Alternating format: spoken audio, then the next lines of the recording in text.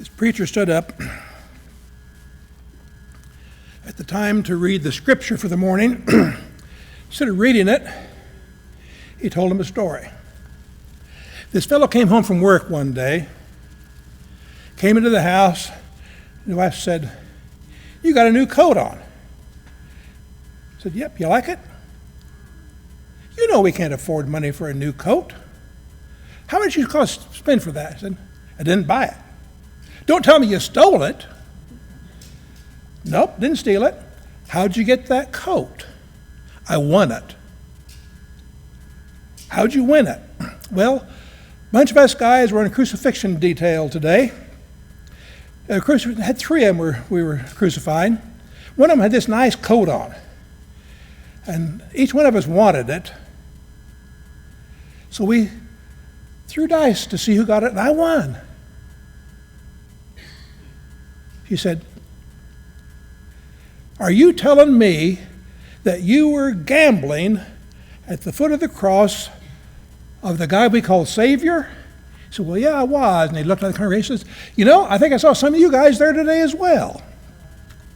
Now, that's a story with a twist, where we look at a story of some kind and realize there's more to be said about it. We've had that story read to us many, many times. But how many times have we thought about the soldiers? What role did they have in things? You know, we have these stories that we kind of look at and say, we know who the players are. Now, I like stories. I come from a long line of storytellers. I didn't inherit it necessarily, but I love to listen to them. My Uncle John, who never met a substance that he didn't like and used too much of, was a master at it. He'd get out in the middle of the room, wouldn't even have to be lit up to do it, because he quit drinking by the time I was old enough to know him. He'd get out in the middle of the room, he'd act these stories out, you know, and there'd be, John, tell him this one. And the people would ask for the same story to be told because they knew how it came out, but the telling of the story meant so much to them, you know, they wanted to hear it. And then there was my Uncle Vernon, whose name I carry, and he would tell me stories about things that took place when he was a kid, how he wet his pants when he was 6 or 7 years old at school, and how my mom rescued him because she was the teacher at the time, I think only about 5 years older than he was, I guess, or she was an older student there, and how much that meant to him. Now, I could relate to that because I wet my pants when I was 6 or 7 years old in school, and so I could sympathize with that story a lot, you know. But anyhow, my granddad told me about meeting Cole Younger. Now, for some of you, you never heard of Cole Younger, but he was quite an outlaw at the time back in. And my grandfather actually knew who he was. Or my other uncle, talking stories about when the Youngers would come out to visit, because his family were friends of the Youngers. And they were not bad people in St. Clair County, Missouri. The rest of the state, maybe so. Anyway, stories kind of have a life of their own. They get embellished from time to time. Just for example, the guy who told the story about the soldiers at the cross, this one embellishment, if you want to add to it at least. But eyewitness stories, I go back and check, was Cole Younger really in Osceola, Missouri at the time my grandfather would have been there, you know? Well, yeah, he was there at least. And so forth, but I kind of, people add a fact every now and then. A well-told story never dies. People will always want to hear the story. A good story can tell you the same one over and over again, and you still enjoy it. For those of you who have read to your kids or your grandkids, you realize that they have heard this story 127,000 times, and if you deviate by even a comma, they'll call you on it. "Daddy, that's not in that story." But they still want to hear it read to them. It seems like you can take these 3 books and read them to kids forever and ever. I read the Chronicles of Narnia to our kids when they were probably pre-junior high age, something like that, they can still remember the sound of my voice, and I can't remember it. I can't remember all that took place, but they can remember that. They said I read all 7 books, and I'm pretty sure I read about 2 or 3 and we stopped. No, you read all 7 of them. Who's going to argue with that, you know? Anyhow, the point of the thing is stories play an important role in our life, and also they did in Jesus' life. He told stories. 2/3 of his teaching was through stories. We call them parables, but really they're stories. He used them to make a point, used them to teach. He gets asked a question. He says, well, let me tell you a story about that. And so he says something that's kind of appropriate. The story may not be factual. You know, good stories don't have to be factual to still be true, you know. There's a lot of things in the Gospels that maybe didn't happen just that way, but they're still true. So the good stories bring forth a truth of some kind. My first class in seminary, I didn't realize what I was getting into, or I wouldn't have taken it. But the professor was a member of the Network of Biblical Storytellers. What's that, you ask? Well, it's actually a real organization. It's dedicated to the preservation of the telling of gospel stories.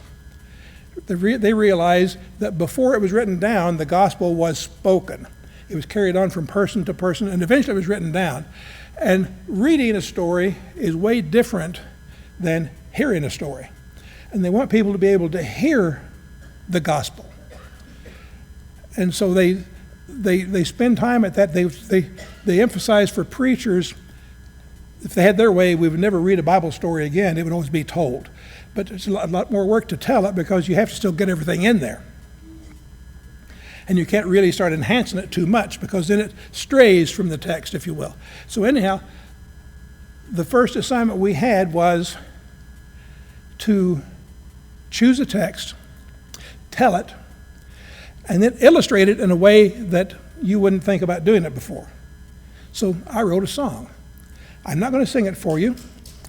You'll thank me later. But anyhow, I wrote a song about it, and then I sang it to the people and realized that I had to do more research into the story to get it into verse and still be able to get the message across. So Luke found this story somewhere. We don't know where. We know that Luke had stories that the other Gospels don't have. This is one of them, Good Samaritan. And by the way, why is it called Good Samaritan? Because Samaritans were not good. This guy, in the minds of the people, Samaritans were bad. So he's called good. Doesn't say that in the Bible necessarily, but everybody knows for him to do what he did, he had to be a good person, meaning he conformed to the norms of the day at least.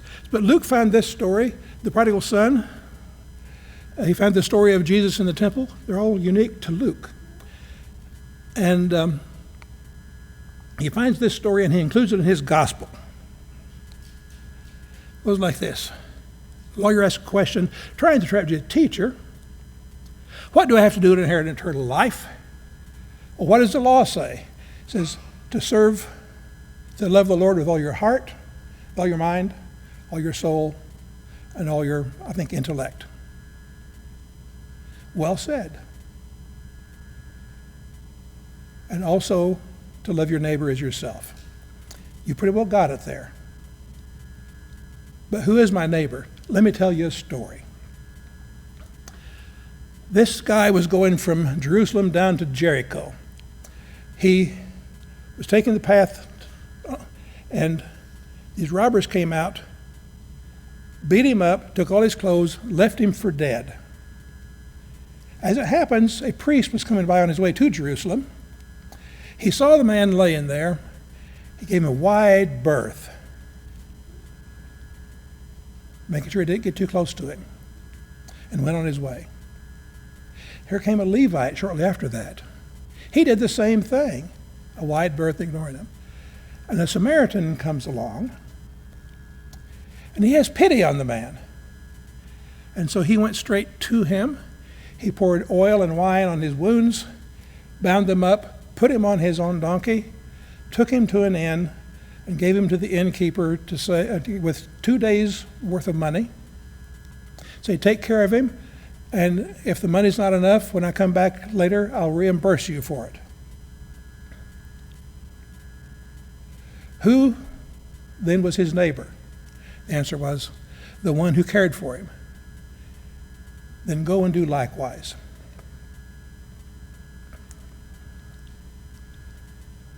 When we enter into a story, we usually tend to identify with someone in that story. If we're not careful, we'll always choose to identify with the most heroic person in the story. When in reality, and I do believe that while I was in the bathroom or something, Kathy looked at my notes because she just gave you about half of the stuff I was going to talk about, but that's okay. We'll say that's a God thing. She says she's been all four of the characters in that story. Count them. How many characters are there in that story? How many did you hear? She said the priest, the Levite, the victim, and the Samaritan. Who else is in that story? The innkeeper. Who else? The robbers. See, we leave the innkeeper and the robbers out all the time. They have a role in there too. We have to understand who the characters are. I've been in a class, and you may have been in the same class, where take the story, we call it the story of the woman caught taken in adultery. And there are three players in there, right? There's Jesus, the religious people who want to stone her to death, and the woman. But this class says, no, there's a fourth one in there too. It's called the crowd. And the class asks you to take a role in your own mind and decide what would you do if you were in this situation. Well, it's kind of understand what you would do if somebody's threatening to stone you. What you'd be thinking. You can kind of understand what the religious people would be doing when they're wanting to stone this person for doing something that's wrong. But the crowd is there too. What's going through the minds of the crowd? What if you're in the crowd and you believe that this person should not be stoned to death? Would you have the nerve to speak up, or would you be scared to death? What would you do in that situation? Now, I want you to pay attention here, because there's going to be questions later. You're going to be asked to take a role here in just a little bit.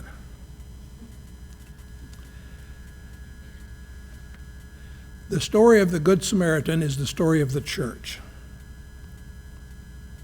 Every role in there is played out in the church, some to its betterment, some to its detriment. We have each been, as Kathy mentioned, one of those actors at one time or another. The priests and the Levites had good, solid, religious reasons for doing or not doing what they did. They were most likely on their way to Jerusalem.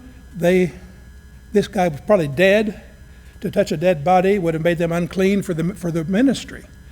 To touch a bleeding body would make them unclean for the ministry. They had good reasons, because if they did that, they would be unclean for a period of time. They would lose their opportunity to serve in the temple.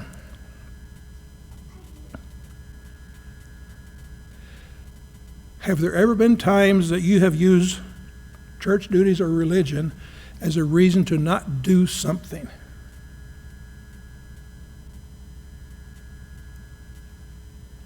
The victim was in the wrong place at the wrong time.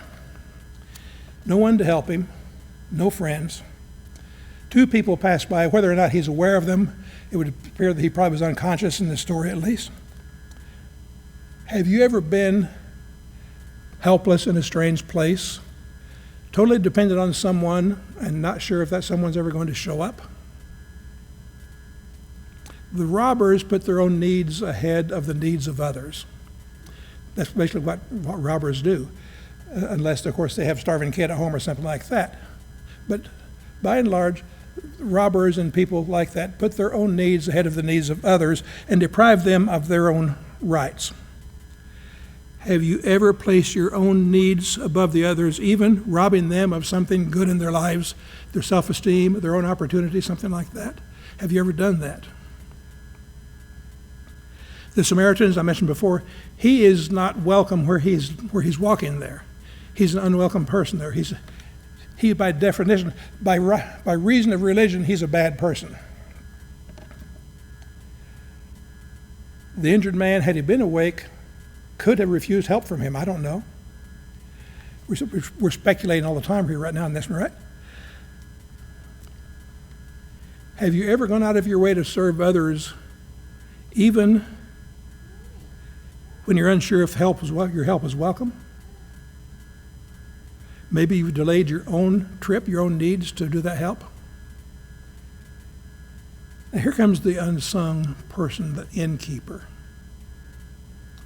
He has no voice in any of this stuff. He no choice. Somebody just dumps something, a problem on him, and is supposed to take care of it. He doesn't get a chance to say, I don't know nothing about doing this stuff. I don't have to take care of somebody like this. And how do I know you're going to come back? What if I spend my own money and you don't show up again? He didn't say any of those things. He gets no credit for doing what he did, yet he provided most of the help to the guy who was injured. The Samaritan gets all the good press. He's the hero of the whole thing. He did this one act, which is a good thing, but now here's this guy stuck with him, and he's going to be right there. Have you ever been stuck to do something that somebody else dumped on you? Maybe they started something and then you had to finish it up. They got the credit for the idea and you did all the work. You were behind the scenes. See, there are all kinds of twists in this story. One commentator said this way: this entire scenario is the church, because everyone in the church, the church is the one where some people get dumped into it, and the church is expected to take care of them. And you are probably aware that a congregation of 20 or 30 people getting one person with deep needs takes all of the energy that they have to do that. And many congregations do that and pray that God doesn't send another one to them for a while because it's such a need, But that's one of the things that the church does is everyone's welcome. While you are a robber, while you are an innkeeper, if you will, while you are this or that or something else, you're welcome in the church. And we have to understand that this one story stays together there. Some of you probably pray a mission prayer every day. One version of it goes like this: Lord, who is there out there that I need to swap stories with? Who needs to hear my story and whose story that I need to hear? Now, sometimes there's more of an emphasis on who needs to hear my story than there is whose story do I need to listen to. But anyhow, I want you to spend a few minutes swapping stories today. Maybe with the person next to you, maybe you want to go move and talk to someone else. And choose one of these topics, only one. When have I allowed my church duties to interfere with ministry? Or, when have I been guilty of doing violence to others? Or, when have I been injured and left alone? Or, when have I gone out of my way to help someone else? Or, when have I had someone else's problems dumped in my lap? So do that. Take about 2 minutes. Just do it in twos. Take about 2 minutes. And then I'll call you back together in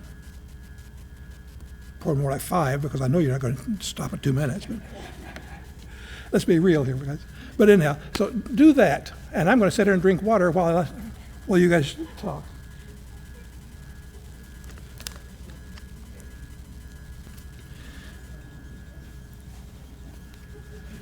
Just one note.